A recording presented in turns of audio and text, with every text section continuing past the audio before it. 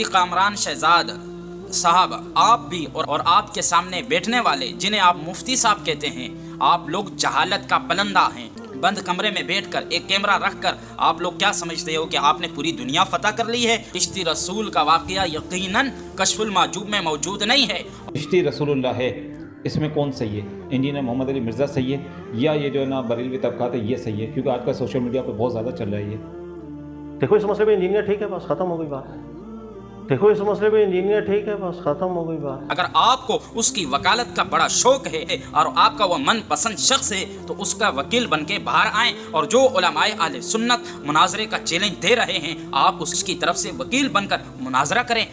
ماضی میں جو ہوا ہے وہ یہ ہوا ہے کہ اکابرین دیوبند، علماء دیوبند نے نبی کریم صلی اللہ علیہ وسلم کی شان اقدس میں صریح گستاخیاں کی، اور میرے امام اہل سنت مجدد دین و ملت امام احمد رضا خان فاضل بریلوی رحمۃ اللہ تعالی علیہ نے وہ عبارتیں ان لوگوں کے سامنے پیش کر کے انہیں بار بار توبہ اور رجوع کی دعوت دی کہ تم اپنے ان گستاخیوں سے توبہ کر لو، رجوع کر لو۔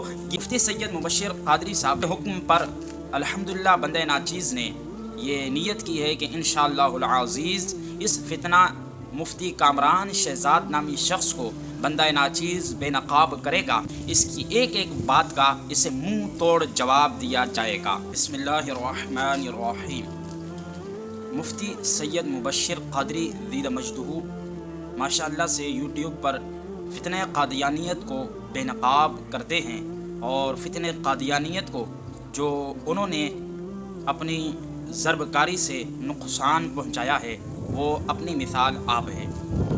مفتی سید مبشر قادری صاحب نے پچھلے دنوں ایک فتنہ کامران شہزاد نامی شخص کے لحاظ سے ایک ویڈیو بنائی اور بتایا کہ یہ فتنہ کامران شہزاد نامی اہل سنت و جماعت کے خلاف پروپیگنڈا کر رہا ہے، اور کہا کہ میرے پاس ٹائم نہیں، تو اگر کوئی ہمارا دوست اس فتنے کو بے نقاب کرے تو یہ زیادہ بہتر ہوگا۔ تو ان کے حکم پر الحمدللہ بندہ ناچیز نے یہ نیت کی ہے کہ انشاءاللہ العزیز اس فتنہ مفتی کامران شہزاد نامی شخص کو بندہ ناچیز بے نقاب کرے گا، اور جو یہ اہل حق کے خلاف پروپیگنڈا کرتا ہے اور بد زبانی کرتا ہے انشاءاللہ العزیز اس کی ایک ایک بات کا اسے منہ توڑ جواب دیا جائے گا۔ کہ چند دن پہلے اس نے ایک ویڈیو چڑھائی جس کا ٹائٹل یہ تھا کہ چشتی رسول کے مسئلے پر مرزا انجینئر ٹھیک ہے یا غلط ہے، اور اس میں اس شخص نے یہ ثابت کیا کہ انجینئر مرزا بالکل ٹھیک ہے۔ وہ جو چشتی رسول کے نام پر پروپیگنڈا کر رہا ہے، چشتی رسول کے نام پر اولیاء کرام کے خلاف بکواس زبان درازی کر رہا ہے، کہا وہ بالکل ٹھیک ہے۔ مفتی کامران شہزاد کے سامنے جو سوال کرنے والا بیٹھا ہے وہ غالباً یہ اس کو مفتی کہتا ہے، تو اب اللہ جانے کہ کہاں سے وہ مفت کا مفتی ہے۔ اس نے یہ کہا کہ انجینئر صاحب نے کشف المحجوب میں سے بھی وہ کلمہ نکال کر سنا دیا، اور اس کے بعد کیا ہوا، ان کی اور زیادہ مٹی پلیت ہو گئی۔ جیسے وہ ایک بڑی مشہور کتاب ہے کشف المحجوب، اس کے بارے میں آج کل کے علماء کہتے ہیں کہ جناب داتا صاحب یہ فرماتے ہیں کہ جب تک کوئی اس کتاب کو پڑھے گا نہیں وہ صوفی نہیں بن سکتا ہے۔ انجینئر صاحب نے اس میں سے بھی وہ کلمہ نکال کے سنا دیا، وہ مٹی پلیت اور زیادہ ہو گئی اس کی۔ مفتی کامران شہزاد صاحب، آپ بھی اور آپ کے سامنے بیٹھنے والے جنہیں آپ مفتی صاحب کہتے ہیں، آپ لوگ جہالت کا پلندہ ہیں۔ آپ کو کس نے کہا ہے کہ کشف المحجوب میں چشتی رسول کا یہ جھوٹا واقعہ موجود ہے؟ کسے کہا ہے؟ چشتی رسول کا واقعہ یقیناً کشف المحجوب میں موجود نہیں ہے، اور اگر آپ لوگ سچے ہیں اور اپنے دعوے میں پکے ہیں تو کشف المحجوب کے جو یہ کتاب سے ثابت کر کے بتائیں کہ اس میں چشتی رسول کا واقعہ لکھا ہے۔ جھوٹ بولتے ہو، شرم نہیں آتی ہے آپ لوگوں کو؟ بند کمرے میں بیٹھ کر ایک کیمرہ رکھ کر آپ لوگ کیا سمجھتے ہو کہ آپ نے پوری دنیا فتح کر لی ہے، اور جو منہ سے نکالو گے وہ سچ ثابت ہو جائے گا؟ انجینئر مرزا کی کیا اوقات کہ وہ اہل سنت و جماعت کو جو ہے ڈی گریڈ کر سکے، اس کی کیا اوقات؟ وہ تو صرف اس طرح ہے کہ جس طرح کوئی چاند کی طرف دیکھ کر تھوک پھینکے تو یقیناً تھوک اس کے منہ پر آ کر لگے گا، اور آپ لوگوں کا بھی حال کچھ ایسا ہی ہے۔ تو یہ پہلا پوائنٹ جس کی صورت میں انہوں نے اعتراض اٹھایا اور کہا دیکھو کشف المحجوب سے یہ واقعہ نکال دیا، انجینئر مرزا نے ان کی مٹی پلیت کر دی۔ انجینئر مرزا تو بند کمرے میں آپ لوگوں کی طرح چھپ کر پروپیگنڈا کرتا ہے اور کچھ نہیں کر سکتا۔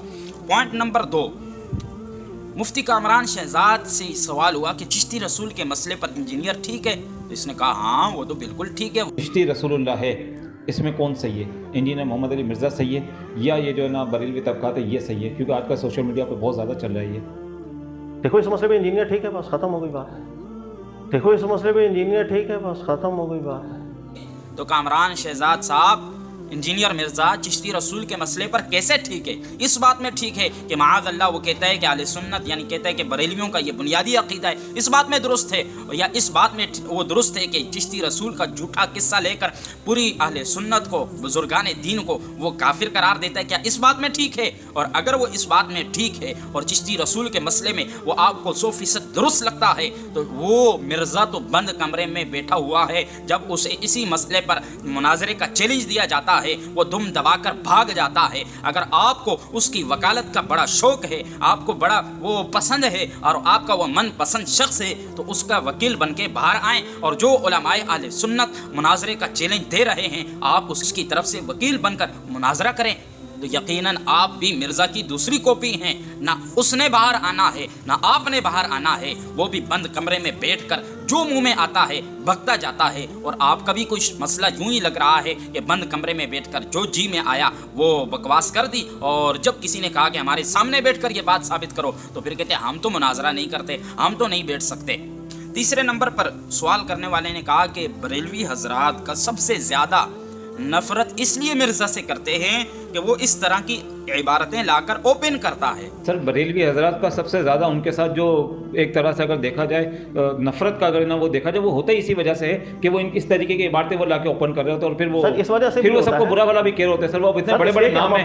مرزا انجینئر اس طرح کی عبارتیں لا کر اوپن کرنے سے ہمارا کچھ نہیں بگڑتا. مرزا سے نفرت کرنے کا جو مین وجہ ہے، جو بنیادی وجہ ہے وہ یہ ہے کہ وہ انبیاء کا گستاخ ہے، وہ یہ ہے کہ وہ اصحاب کرام کا گستاخ ہے، وہ یہ ہے کہ وہ اولیاء کرام کا گستاخ ہے. کیا آپ لوگوں نے اس کے یہ بیانیہ نہیں سنا کہ معاذ اللہ اس نے کہا کہ کوئی نبی، کوئی پیغمبر، کوئی رسول تو معاذ اللہ اپنا پیشاب بھی نہیں روک سکتا. اور مجھے مولانا اسحاق صاحب کا وہ جملہ ہمیشہ یہ آیت پڑھتے ہوئے یاد آتا ہے.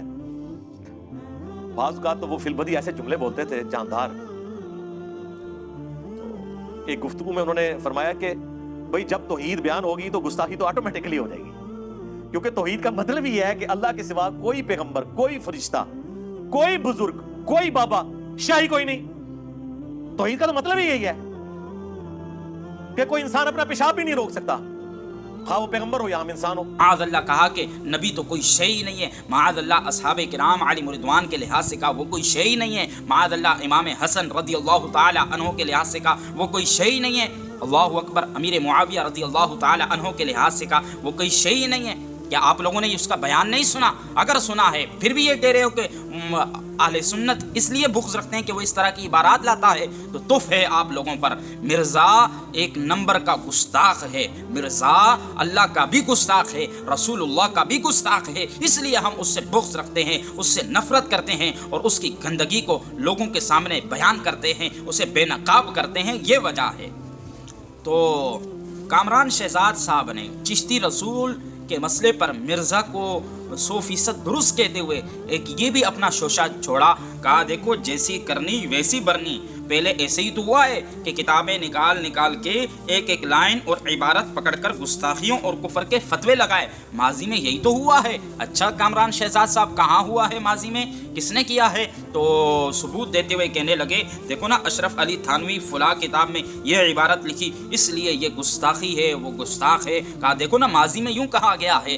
وہ کہتے ہیں نا کہ جیسی کرنی ویسی بھرنی. سر ماضی میں یہی تو ہوا کہ کتابیں نکال کے ان کے ایک ایک لائن اور عبارتیں پکڑ کے گستاخیوں کے فتوے لگائے گئے اور کفر کے فتوے لگائے گئے. ماضی میں یہی رہا ہے نا. صحیح ہے بھائی اشرف علی تھانوی نے فلاں کتاب میں یہ عبارت لکھی اس لیے یہ گستاخی اور وہ گستاخ ہے. تو کامران شہزاد صاحب آپ کو یہ درد ہے کہ اشرف علی تھانوی نے جو گستاخی کی، جو بکواس کیا، اعلیٰ حضرت امام اہل سنت مجدد دین و ملت امام احمد رضا خان فاضل بریلوی رحمۃ اللہ تعالی علیہ نے اس کی گستاخی پر اس کی پکڑ کی اور پکڑ کر کے اسے توبہ و رجوع کی دعوت دی. مسلسل جب آپ اسے دعوت دیتے رہے وہ اپنے موقف پر اڑا رہا اور اس موقف پر اڑے رہنے کے بعد آپ نے مناظرے کے چیلنج کیے لیکن وہ اپنے موقف سے پیچھے نہ ہٹا، مناظرے میں نہ آیا. جب آپ نے حجت تمام کر دی اس کے بعد جا کر اس پر کفر کا فتویٰ لگایا تو کیا آپ کو اس سے تکلیف ہے؟ اور لگتا کچھ یوں ہی ہے. اسی کے ساتھ کہا کہا کہ دیکھو نا فلاں کتاب تقویت الایمان میں یہ عبارت ہے، یہ گستاخی ہے، وہ کافر ہے، فلاں کتاب صراط مستقیم میں یہ عبارت ہے،